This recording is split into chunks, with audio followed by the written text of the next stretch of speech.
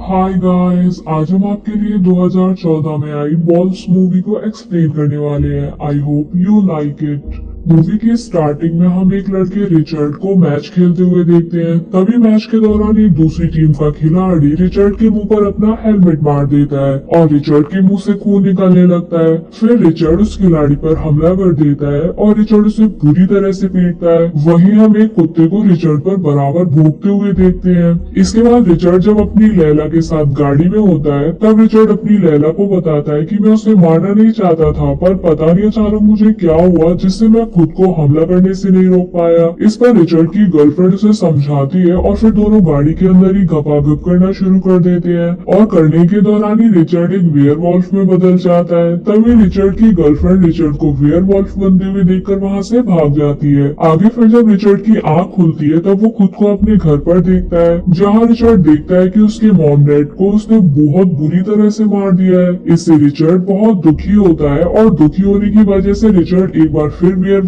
में बदल जाता है। तभी वहाँ रिचर्ड की गर्लफ्रेंड पुलिस लेकर आ जाती है, इसलिए रिचर्ड वहाँ से भाग जाता है। इसके बाद हम देखते हैं कि ये न्यूज आग की तरह पूरे शहर में फैल जाती है कि रिचर्ड एक वेयरवॉल्फ है और उसने अपने ही मॉम डैड को बहुत बुरी तरह से मार दिया है। वही रिचर्ड को टीवी पर न्यूज से पता चलता है कि रिचर्ड ने जिन्हें मारा है वो रिचर्ड के असली मॉम डैड नहीं थे, बल्कि उन्होंने रिचर्ड को गोद लिया था। आगे फिर रिचर्ड जब एक सुनसान रास्ते से जा रहा होता है तभी वहाँ कुछ सड़क शाम गुंडे एक लड़की को छेड़ रहे होते हैं और फिर वो लड़की रिचर्ड से मदद मांगती है। इस पर रिचर्ड उन गुंडों से लड़की को छोड़ने के लिए कहता है, लेकिन वो गुंडे रिचर्ड की बात नहीं सुनते हैं और फिर रिचर्ड एक वेयरवॉल्फ बनकर उन गुंडों को बहुत मारता है। वहीं वो लड़की रिचर्ड को देखकर बहुत डर जाती है और वहाँ से भाग जाती है। यहाँ अब रिचर्ड को समझ आ जाता है कि वो सिर्फ रात को ही वेयरवॉल्फ बन सकता है। इसके बाद रिचर्ड वहाँ से निकलकर एक बार में जाता है, जहाँ रिचर्ड जब नशेबाजी कर रहा होता है तभी उसके पास एक जिमी नाम का आदमी आता है जो रिचर्ड के पास बैठकर बातें करने लगता है।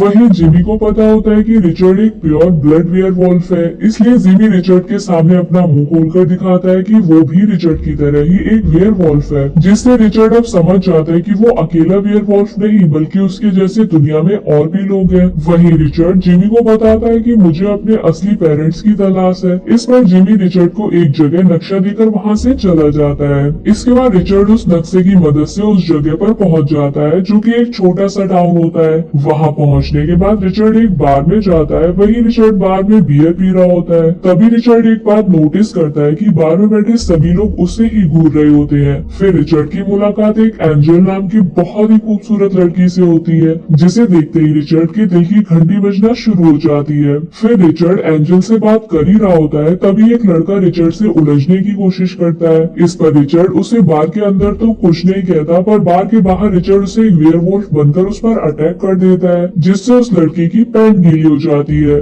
वहीं एक जॉन नाम का आदमी रिचर्ड को ये सब करते हुए देख रहा होता है। इसके बाद जॉन रिचर्ड से अपने फार्म हाउस में काम करने के लिए पूछता है। इस पर रिचर्ड जॉन की बात मान जाता है और जॉन के साथ उसके घर चला जाता है। फिर अगले दिन रिचर्ड जब काम कर रहा होता है तभी वहाँ एक कॉर्नर नाम का आदमी आता है जो रिचर्ड को उसके आदमी पर हमला करने के लिए धमकी देता है। इस पर जॉन कॉर्नर से कहता है कि ये मेरा आदमी है और तुम इसे ऐसे नहीं धमका सकते हो, और फिर कॉर्नर वहाँ से चला जाता है। फिर आगे रिचर्ड रात को वापस एंजल से मिलने के लिए बार में जाता है। तभी रिचर्ड को बार के बाहर एक लड़का कार्टर मिलता है जो रिचर्ड से कहता है, मैं तुम्हारा दूसरा भाई हूँ। वही कार्टर रिचर्ड को कॉर्नर से बचकर रहने के लिए कहता है, लेकिन कॉर्नर कार्टर को रिचर्ड के साथ बात करते हुए देख लेता है। तभी कार्टर कॉर्नर को देखकर वहाँ से चला जाता है। आगे रास्ते में कॉर्नर के आदमी कार्टर को पकड़ लेते हैं, जहाँ कॉर्नर कार्टर से पूछता है कि तुमने रिचर्ड को क्या क्या बताया है। इस पर कार्टर कहता है कि मैंने उसे कुछ नहीं बताया, लेकिन कॉर्नर को कार्टर की बातों पर यकीन नहीं होता, इसलिए कॉर्नर कार्टर को जंगल में भागने के लिए कहता है और फिर पीछे से कॉर्नर कार्टर को बड़ी बेरहमी से मार देता है। वहीं रिचर्ड जब बार से वापस आ रहा था तभी उसे कार्टर के चिल्लाने की आवाज सुनाई देती है, इसलिए रिचर्ड जंगल में कार्टर की मदद के लिए चला जाता है, जहाँ रिचर्ड को एंजल मिल जाती है। एंजल रिचर्ड को बताती है कि आज कॉर्नर और उसके आदमियों ने किसी का शिकार किया है। और जब एंजल और रिचर्ड छुपकर कॉर्नर को देखते हैं तब कॉर्नर और उसके आदमी कार्टर को मारकर खा रहे होते हैं। वहीं रिचर्ड जब उन लोगों को कार्टर की डेड बॉडी को खाते हुए देखता है तो उसे उल्टियां होने लगती हैं।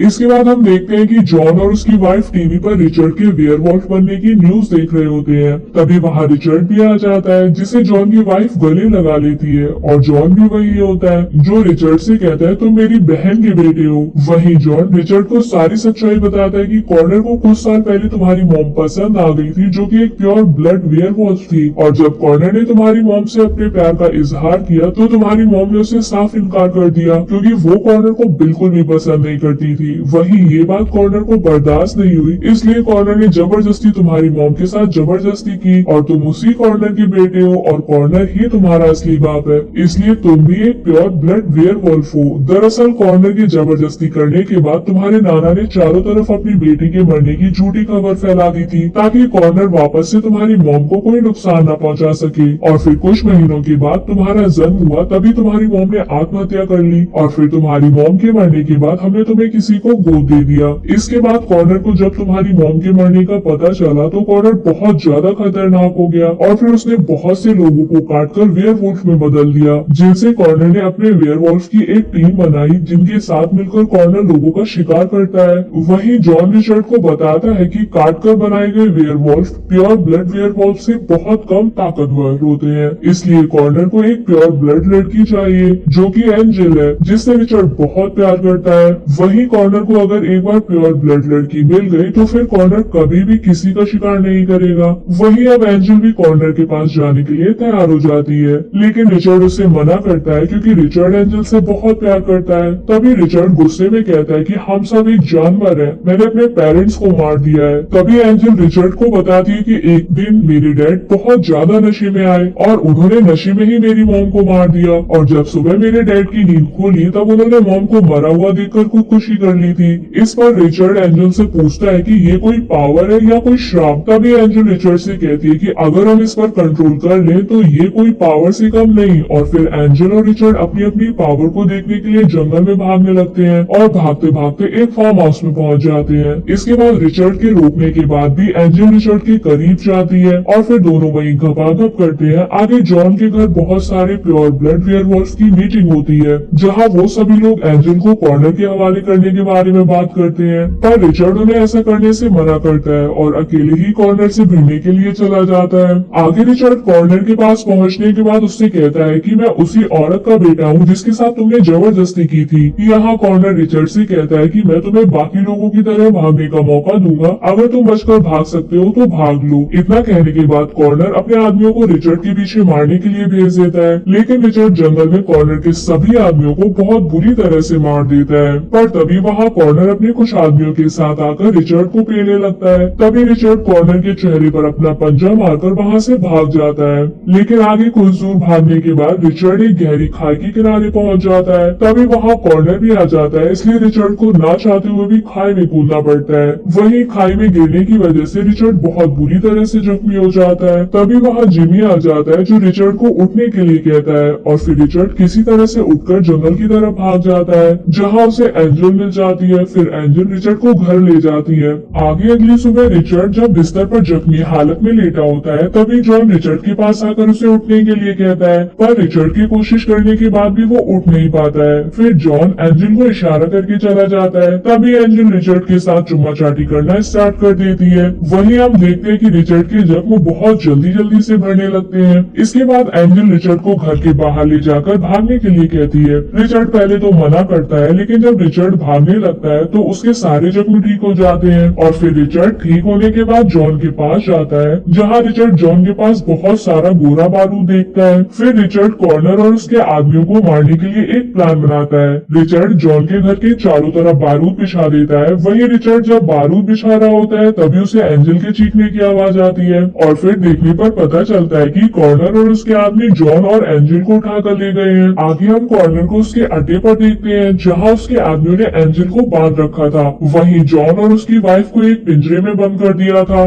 तभी वहाँ रिचर्ड आ जाता है जो कॉर्नर के एक एक आदमी को मारने लगता है। वहीं रिचर्ड एंजल को भी आजाद करके जंगल की तरफ भाग जाता है। अब एंजल भी एक वेयरवुल्फ बनकर कॉर्नर के आदमियों को मारने लगती है और फिर जॉन को भी पिंजरे से निकाल देती है। इधर रिचर्ड अपने प्लान के हिसाब से कॉर्नर को जॉन के घर के बाहर ले आता है। वहीं जॉन एक खिड़की पर गन लेकर खड़ा हो जाता है और कॉर्नर और उसके आदमियों को वहां से जाने के लिए धमकी देने लगता है, लेकिन कॉर्नर एंजल को अपने साथ ले जाने के लिए कहता है। तभी जॉन घर के बाहर बिछी हुई बारूद पर गोली मारकर ब्लास्ट करने लगते हैं, जिससे कॉर्नर के बहुत से आदमी मारे जाते हैं। तभी कॉर्नर रिचर्ड को एक कमरे में देखता है और फिर कॉर्नर अपने आदमियों के साथ उसी कमरे में पहुंच जाता है, लेकिन रिचर्ड कमरे से भी भाग जाता है। वहीं कॉर्नर को जब तक समझ आता है कि ये एक ट्रैप है, तभी जॉन वहां गोली मारकर बहुत बड़ा ब्लास्ट कर देता है, जिससे कॉर्नर के सभी आदमी मारे जाते हैं, पर कॉर्नर जिंदा बच जाता है और फिर कॉर्नर रिचर्ड पर हमला कर देता है, लेकिन रिचर्ड कॉर्नर को बहुत बुरी तरह से पेलता है। वहीं जॉन कॉर्नर को दूर से गोली मारने ही वाला होता है, पर रिचर्ड उसे मना कर देता है। वहीं रिचर्ड कॉर्नर से कहता है कि तुमने मेरी मॉम के साथ ऐसा क्यों किया। इस पर कॉर्नर कहता है कि मैं हमेशा से ऐसा नहीं था और मैं और तुम्हारी मॉम एक दूसरे से बहुत प्यार करते थे, लेकिन तुम्हारे नाना ने तुम्हारी मॉम को मुझसे दूर करने के लिए कहीं छुपा दिया था और हर जगह तुम्हारे मॉम के मरने की झूठी खबर फैला दी। वहीं तुम्हारी मॉम के मरने की खबर ने मुझे एक बुरा आदमी बनने पर मजबूर कर दिया। तभी यहाँ पर जिमी आ जाता है, जो रिचर्ड से कहता है कि तुम्हें क्या लगता है तुमने अपने पेरेंट्स को मारा था। उन्हें तुमने नहीं, मैंने मारा था। दरअसल मैं कॉर्नर से बदला लेना चाहता था क्योंकि इसने मुझे टाउन से बाहर निकलवाया था, और जब मुझे रिचर्ड के बारे में पता चला तो मैंने तुम्हारे पेरेंट्स को मारकर उसका इल्जाम तुम्हारे सर पर रख दिया। इसके बाद रेस्टोरेंट में जाकर मैंने तुम्हें इस टाउन का एड्रेस दे दिया जिससे तुम मेरे जाल में फंस सको।